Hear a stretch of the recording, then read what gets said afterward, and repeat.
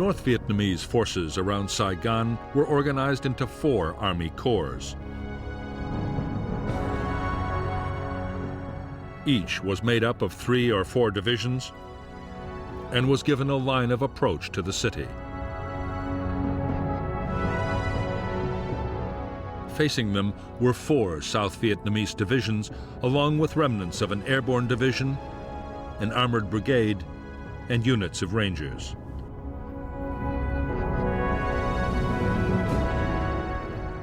As the northern attack rolled inexorably on, they had to cut Route 4, isolating Saigon from its forces in the Mekong Delta.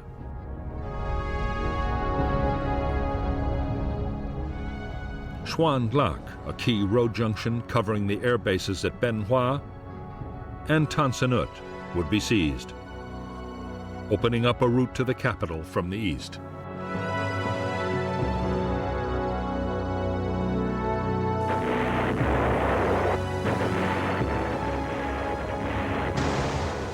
The first attacks of the Ho Chi Minh campaign opened on April 9, 1975.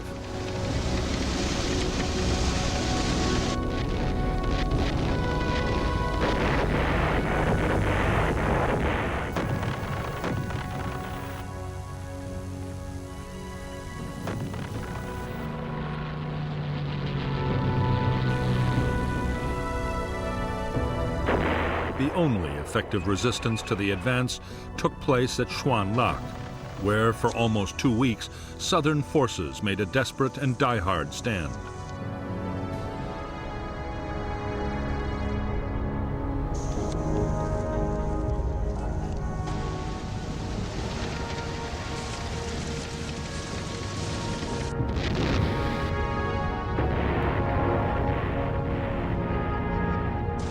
The North Vietnamese threw more than 30,000 men at Xuan Lac, backed by powerful tank and artillery forces.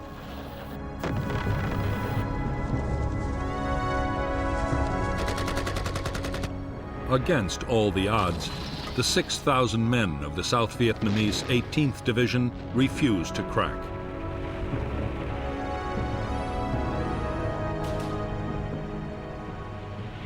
In 2 weeks of bitter fighting, the North Vietnamese hit the defenders of Xuan Lac with 20,000 shells and rockets. In the end, the defenders were forced to pull back. 1 in 3 of the South Vietnamese 18th Division were dead. The fall of Xuan Lac meant the road to Ben Ha and Saigon itself was wide open. With the direct threat to the capital, on April 21st, President Thieu resigned and fled to Taiwan. Members of the Provisional Revolutionary Government in Paris had earlier indicated they'd be prepared to negotiate with General Duong Van Minh, a trusted intermediary. However, for the moment, the southern government was paralyzed. A mass exodus of foreigners, government officials, and the remaining Americans was already underway. Saigon docks were crammed with boats as thousands tried to escape by sea.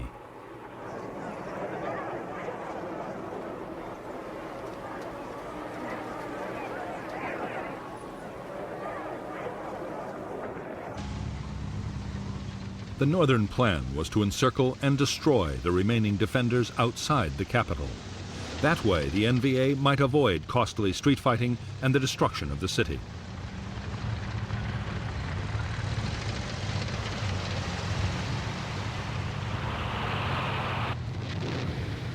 On April 25, 1975, they launched their final assault. One by one, the defending South Vietnamese divisions were cut off and overwhelmed.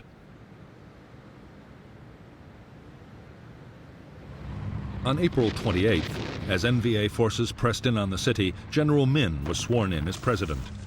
Attacks on Tan Son Nhut Airport closed its runways. Only helicopters now offered a way out. Starting on April 29, 1975, U.S. Marine and Air Force helicopters flying from carriers offshore began a massive airlift. In 18 hours, over 1,000 American civilians and almost 7,000 South Vietnamese refugees were flown out of Saigon.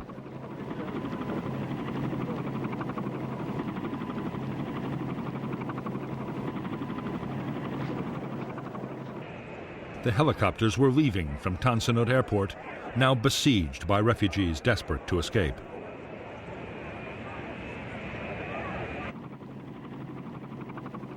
The scenes of panic and chaos were repeated at the U.S. Embassy, where helicopters were landing and taking off from inside the grounds.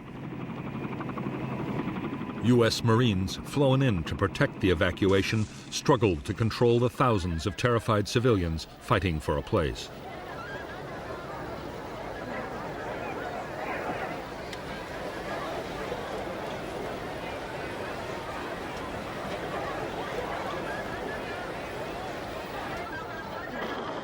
At 4:03 a.m. on April 30th, 2 U.S. Marines were caught in a Viet Cong rocket attack on the airport.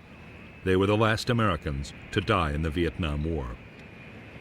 A constant stream of American helicopters shuttled between embattled Saigon and the rescue fleet off the coast. At the same time, South Vietnamese military pilots were using their own or commandeered aircraft to escape. The decks of some American ships became so crowded that helicopters had to be pushed overboard.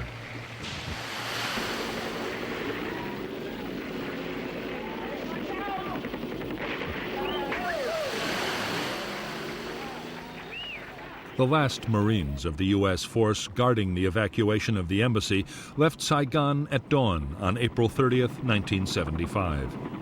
As their helicopter took off from the embassy roof, looters were already ransacking the lower stories of the building.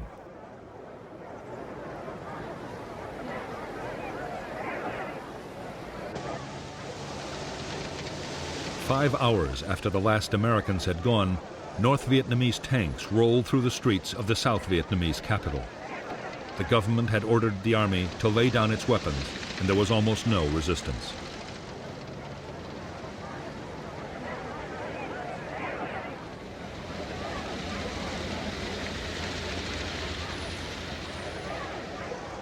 Shortly before noon, T-54 tanks of the NVA 2nd Corps rolled through the gates of the presidential palace.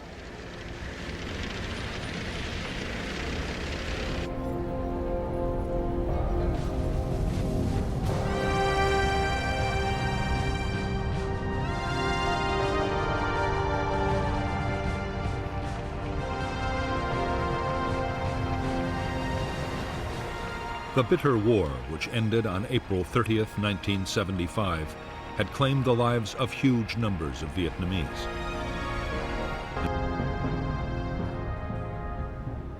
After the victory, Northern officials moved quickly to take control of every aspect of Southern life.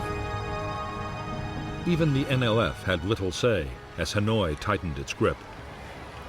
Soon, hundreds of thousands of people, officers and men from the South Vietnamese Army, and those believed tainted by the old regime, would be sent to re-education camps.